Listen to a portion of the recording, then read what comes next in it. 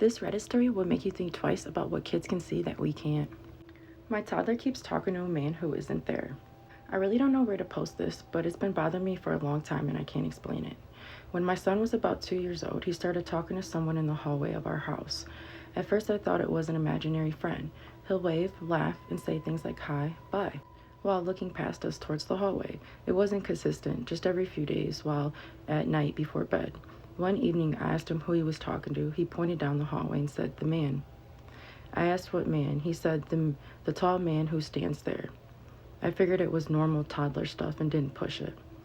Over the next few weeks, he kept mentioning the man, always the same spot, always standing, never coming in the room. My son never seemed scared of him, just casual, like he was used to him.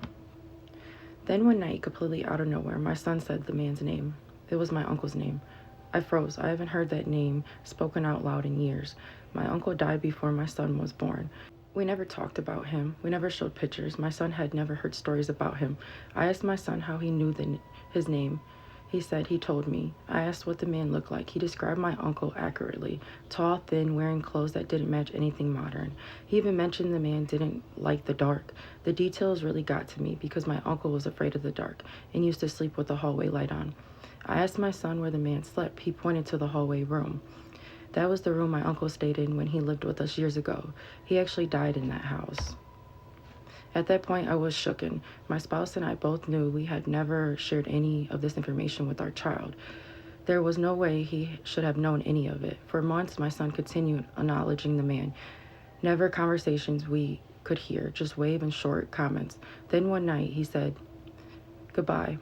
He replied the man, "He's not coming back." After that, it stopped completely. He never mentioned the man again, never looked down the hallway, never waved at nothing. My son is older now and doesn't remember any of it. I still think about it all the time. I don't believe my child was lying, and I can't find any reasonable explanation for how he knew what he knew.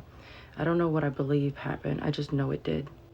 I actually have a similar story to this, but it's me and my sister and my stepsister, and I'm probably going to share it in an upcoming video because it's very similar to this, but you'll have to hear it.